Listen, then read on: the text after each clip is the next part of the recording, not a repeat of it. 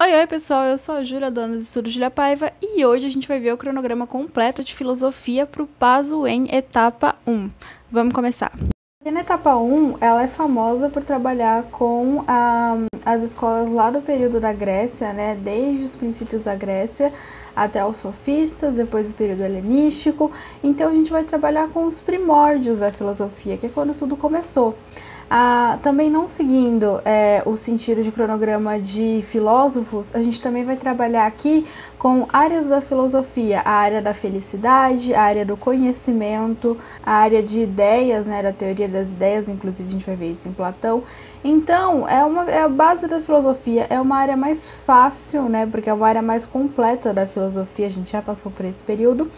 Então, a minha recomendação para a filosofia aqui é que vocês não estudem só sobre os filósofos, como as correntes que eles seguem. Por exemplo, aqui no início a gente vai trabalhar com Descartes, sobre a dúvida, então não é só sobre você pesquisar sobre quem foi Descartes, você também vai pesquisar sobre outras áreas que trabalham com a dúvida. Então, por mais que a gente esteja falando do período grego, a gente tem que lembrar que o período grego foi o que trouxe para a filosofia hoje em dia. Então, vão existir vertentes filosóficas de hoje que ainda continuam a estudar essas áreas. Não esqueçam de pesquisar sobre elas, ok? Aqui no primeiro tópico de filosofia, a gente vai trabalhar com a origem da filosofia na Grécia, começando logo com os pré-socráticos, que é o período aí em que a gente vai trabalhar com cosmologia e antropologia grega, que é o quê? Eles estão lá procurando o que são divindades, como tudo começou, da onde tudo veio. Eles começam a surgir teorias, surgir opiniões filosóficas sobre isso. É uma coisa que você tem que estudar, assim, de uma maneira resumida, mas que englobe tudo que você precisa saber, principalmente sobre cosmologia e mito. É importante nesse período que você estude a escola jônica, a escola iliata, a escola pitagórica e a escola pluralista. Seguindo dos pré-socráticos, a gente vai trabalhar com os sofistas. Eu tenho um ódio puro do sofismo. É uma área que eu odeio estudar da filosofia. Eu acho péssimo, me dá ódio, odeio qualquer coisa que... Gente, filosofia política pra mim não dá, principalmente essa parte do sofismo, me dá um ódio no coração.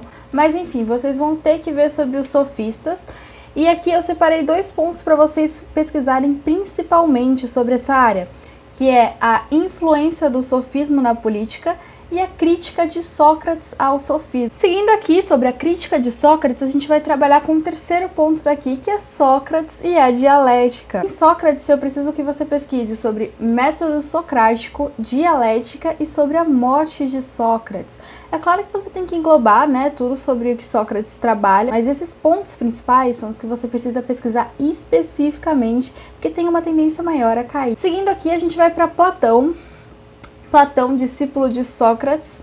A gente vai ver em Platão o conhecimento e reminiscência, a sociedade ideal, que vai trabalhar com a república, né, a república de Platão, e o mito da caverna e a teoria das ideias.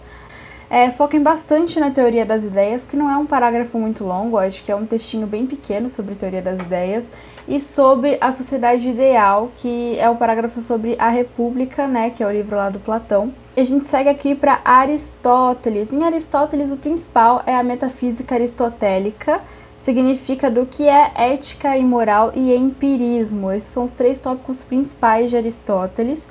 Também estão lá pegando lá no cronograma da UEM de maneira explícita, então é bom vocês darem também uma detalhadinha.